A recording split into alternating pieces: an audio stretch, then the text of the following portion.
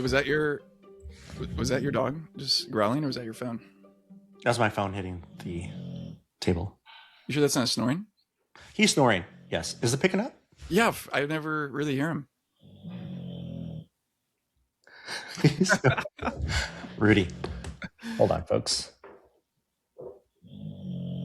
Rudy's going to town, dude. Dude, he saws logs all day. That boy. You should get him those little nasal strips, like breathe right. To open up dog nasal strips. Let me look that up. That's probably a good business idea. People would pay. I'd pay Bulldog for my dog. nasal strips. Yeah, bulldog nasal strips. Yeah, that's awesome. They're the dog's bollocks. Welcome back to another episode of the Vector Accelerator podcast, and I'm here with Joe. And Joe's one of the people I try to be like. Joe, you are thoughtful, you're kind, you're smart. You make me a better person. I think everyone around you is better. You always show up to meetings, I wouldn't say prepared, but prepared to be engaged. And sometimes I don't. Good recovery. Yeah. And what we're going to talk about in this episode is comparison. I compare myself to you, and you have been a model, a mirror that makes me better. I look at you and I think, the things I see in you, I want to resemble more of. And I think that's what everybody needs. And especially important in transition, to find the people that you want to resemble yourself like. So that the first question, because we're going to talk about the negative side of comparison too. First question for you is who, and don't say me, let's not make this a love fest. This weird little love fest. Let's not do it. Who did you want to be like? And as you were transitioning, who was someone that you met along the way that thought, oh yeah, I like that. I want to be like that.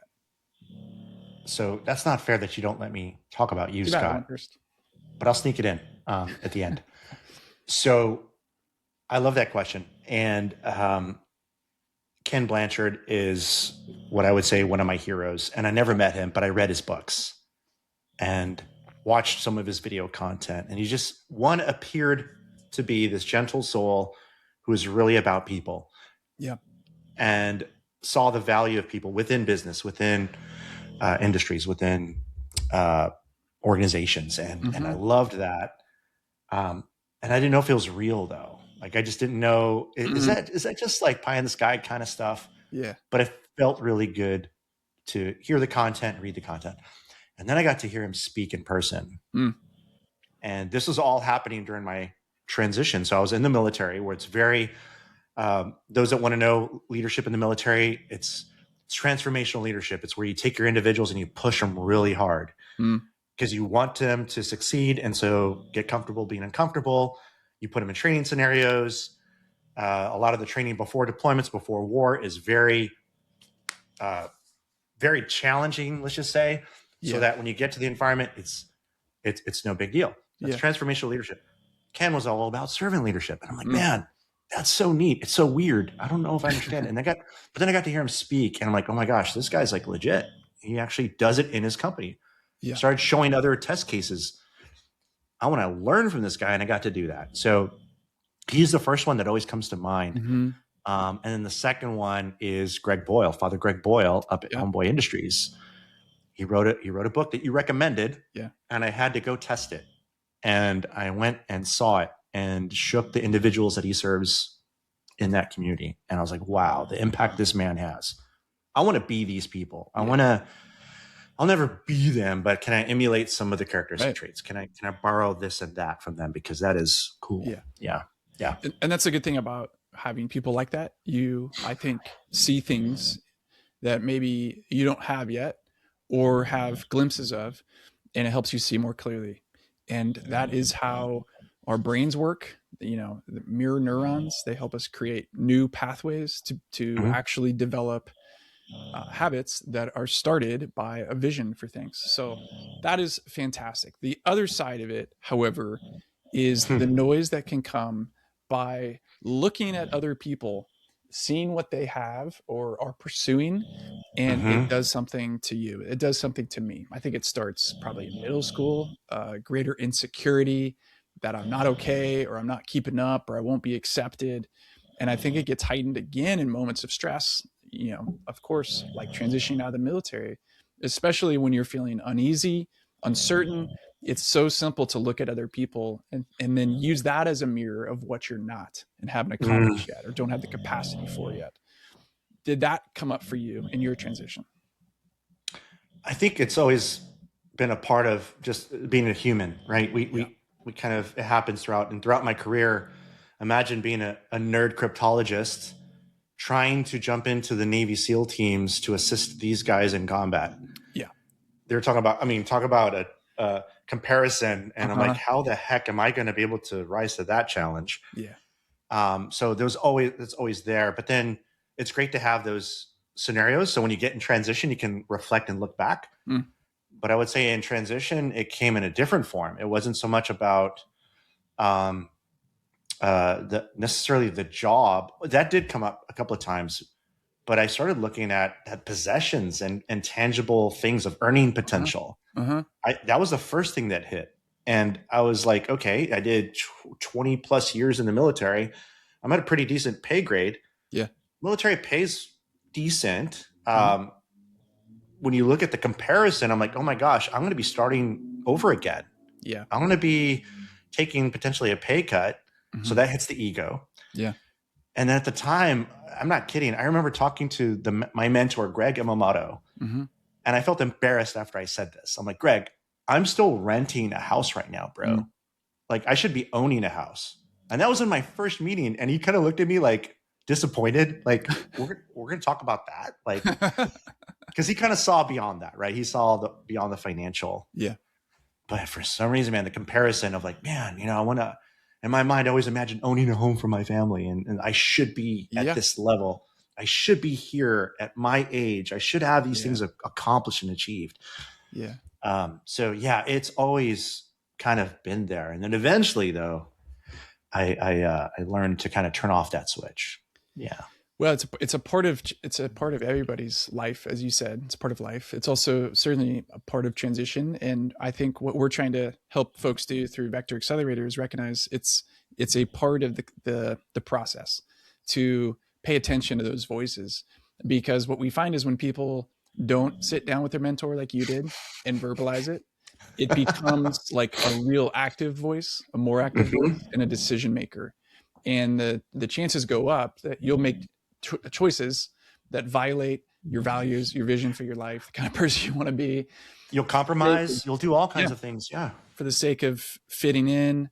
I've heard that there are 3 core pursuits that when people are insecure about their lot in life will pursue. One is bonding, like the relationship bonding. Like I don't feel okay unless I have those people accept me, whoever those people are to you. Another one is certainty. So feeling safe and certain and I'm okay. And so whatever let's say the path is or the income level is, I'll just take it no matter what. And that's compromise. And the third one would be kind of this idea of agency or autonomy. I don't want anyone to tell me what to do no matter what. So I won't. So those 3 psychological needs are a part of the conversation. And it's important to recognize what maybe your proclivity, your temptation is, and then allow that to shape what you do in such a way that it's not the key decision maker. We want you to be fully functioning as an executive functioning, where you're using your values, your vision, what drives you, the patterns of your motivation to be the part that makes you make the decision. Yeah. I remember 2015, first meeting you for the first time in a classroom at UCSD Business School. And I remember you started just telling stories. And I'm like, who the heck is this guy? But his stories, like you just captured my attention. I'm like, that's neat. And then I started recognizing the patterns of storytelling to capture the audience, to get to the point, to get to the punchline. But it was a story.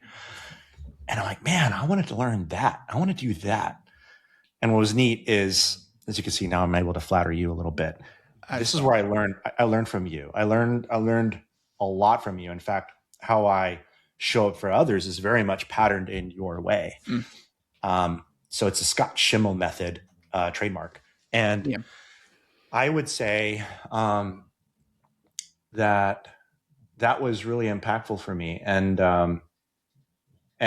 the lesson that I also learned along the way to help me kind of not be envious, to not compare. Yeah. And I think we've said this in the past, but I'll say it again, is don't compare your chapter 1 to somebody else's chapter 10. And it's good. When you're really good at something and you're looking at that person, I'm like, man, I want to do that. Yeah. How many times did you have to like maybe lose your thought in the middle of storytelling in front of an audience, or maybe get thrown off by somebody just heckling you, or in your case, students just kind of distracting? Yeah. Right. Storyteller. The worst.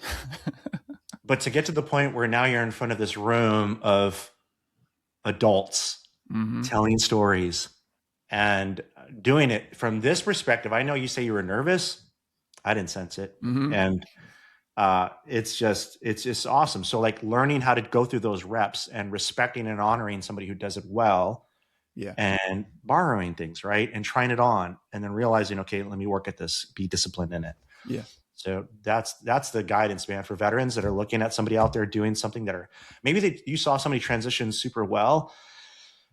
Man, the chances of like doing it perfectly, it's really hard. But those people that do it really well, that look like they're doing it perfectly, they did a lot of things to get there. It didn't just fall in their lap. Right. Most of the success stories, there's a lot of hard work that veteran did. Yeah. That's what we're trying to help you do, is go through those reps, go through those paces. Yeah. We find a lot of value in just asking questions about your role models. Who do you want to be like in what area, what category, what kind of, if you're a family person, what kind of mom, what kind of dad, who's the kind of mom or dad you want to be like? Why? Sometimes we can have anti-role models. Who do you not want to be like? And again, those are all voices in the story as you're trying to figure out what's next. So if you haven't started Vector Accelerator and you're a transitioning veteran, guess what? It's free. Just get started. All it costs is your time and humility, willingness to pick up a pen and have honest conversations. And if you're someone who cares about veterans, is hiring them or serves them in another organization, best way to figure out what Vector Accelerator is to come give us a call and give it a try yourself so you can figure out where this might plug in. We want to partner with you. We're not trying to replace any veteran program. We're trying to partner with all of them. And if you're one of them, that means you're a part of all. So give us a call, shoot us an email, and we can't wait to help veterans tell great stories with their lives.